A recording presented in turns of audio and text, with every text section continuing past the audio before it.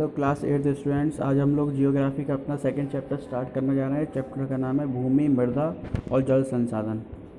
ठीक है। भूमि मीन्स ज़मीन, मृदा मीन्स उसमें मिट्टी, और जल संसाधन मीन्स पानी। तो ये तीनों के बारे में डिस्कस करेंगे इसमें।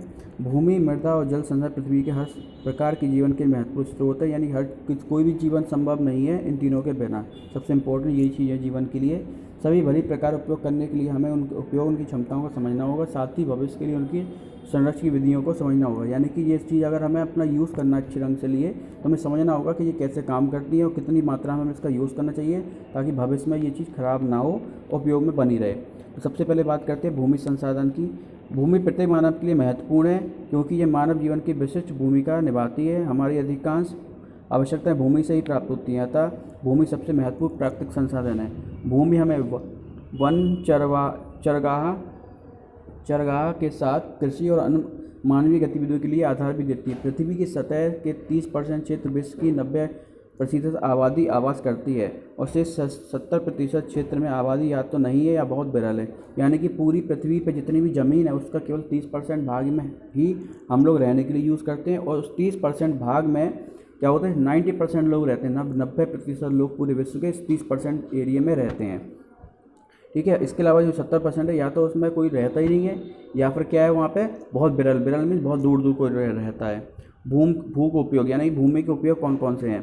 भू उपयोग शब्द भूमि के उपयोग जैसे कृषि, वानिकी, खनन, गृह निर्माण, सड़क निर्माण, उद्योग स्थापित करने से दर्शाता है। यानी भू उपयोग से मतलब ये है ज़मीन का उपयोग हम कहाँ कहाँ करते हैं। हम उसमें घर बनाते हैं, कारखाने खोलते हैं, सड़कें बनाते हैं। ठीक है। और गृह निर्माण करते हैं, कृषि करते हैं, उसमें ये सब चीज़ें उसी में आती हैं। इसके अलावा बहुत सारे भौतिक कारण पे भी क्या होता है, निर्भर करती है। भौतिक कारण कौन कौन से होते हैं, जैसे भू की आकृति, जलवायु, खनिज, जल उपलब्धता, मृदा के प्रकार भी शामिल है। यानी इन सब पे भी डिपेंड करता है कि हम भूमि का उपयोग कहाँ किस चीज़ के लिए करेंगे। अगर उपजाऊ भूमि होगी तो हम क्या करेंगे, उस पर खेती करेंगे। उपजाऊ भूमि नहीं होगी, कम उपजाऊ होगी, तो उसमें हम जानवरों को चराएँगे। इस तरह से उपयोग कर सकते हैं। भू उपयोग की मात्रा देर या दर बदलती रहती है। यानी भू के उपयोग की जो मात्रा है वो क्या होती है, टाइम टू टाइम चेंज होती रहती है। किसी क्षेत्र के समय के साथ साथ भू उपयोगिता बदलता है। उदाहरण के लिए पुराने, जैसे कि इसमें सीधा तब बताया गया कि पुराने समय में क्या होता था, इसमें उदाहरण में जो बताया गया है, पुराने समय में क्या था, जंगल अगर काटते तो किस लिए काटते थे, ताकि वो वहाँ पे खेती कर सकें। लेकिन आज की टाइम में हम लोग जंगल काटते हैं तो किस लिए काटते हैं, ताकि हम वहाँ पे घर बना सकें। इतना क्या हुआ, समय के साथ साथ किस ज़रूरत बढ़ गई हमारी या ज़रूरत चेंज हो गई, तो हम उसका उपयोग भी अलग अलग, भूमि का उपयोग भी अलग अलग तरीके से करने लगे। ठीक है। इसके बाद हम नेक्स्ट पढ़ते हैं। नेक्स्ट में हमारा आता है भारत में भू उपयोग।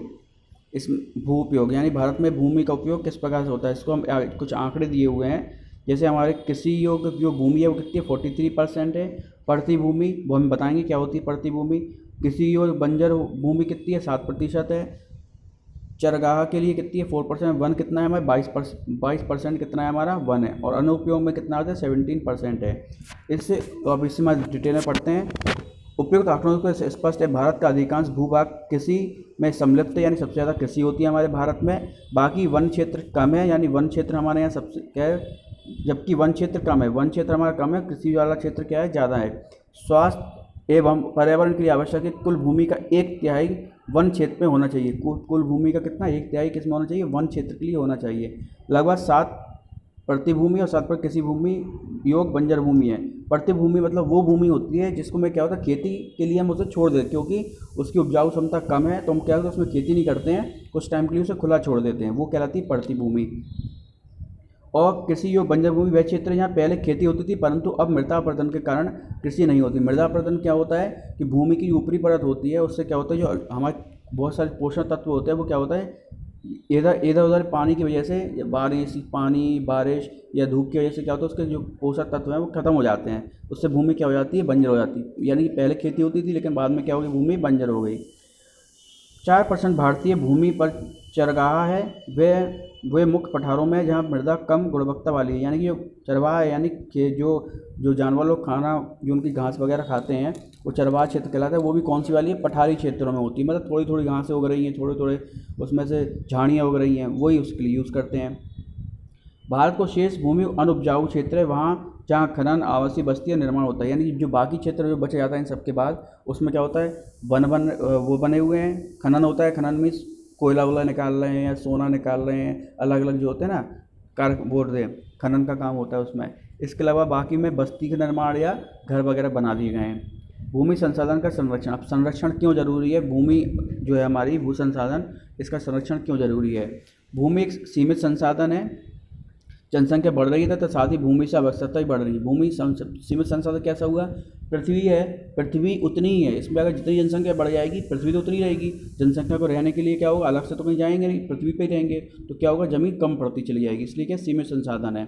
अतः आवश्यकता है कि हम भूमि पर अधिकारिता लाभ लेने के लिए उसकी समझदारी से उपयोग करें, यानी कि भूमि का अगर हमें सही ढंग से यूज़ करना है तो हमें क्या करना होगा, उसको समझदारी से प्रयोग करना होगा। भूमि का उपयोग करने के समय लोगों की मांग, भूमि की प्रकृति पर ध्यान रखना चाहिए। भूमि के गलत उपयोग के कारण ही वन और कृषि योग्य भूमि बड़े पैमाने पर नष्ट हो रही है। अतः ध्यान रखना चाहिए कि रेल, सड़क और भवन निर्माण के चलते कृषि योग्य भूमि अथवा वनों के कोई नुकसान ना हो, यानी कि ये बताया गया है इसमें कि कुछ भी ऐसा काम नहीं करना चाहिए जिससे भूमि का नुकसान हो। जैसे कृषि वैसी कम हो रही है और हम लोग वहाँ पे निर्माण करें, सड़क निर्माण या हाईवे वगैरह बनाएं या कंपनी डाल दें वहाँ पे, तो क्या होगी, कृषि योग्य भूमि जितनी बची है वो भी क्या हो जाएगी, खत्म हो जाएगी। ठीक है, तो इन सब चीज़ों का भी ध्यान में रख के ही हमें इसका करना चाहिए, भूमि का प्रयोग करना चाहिए। ठीक है, अभी आप लोग को इतना ही पढ़ना है, इसमें कोई दिक्कत हो पूछ सकते हैं। Thank you.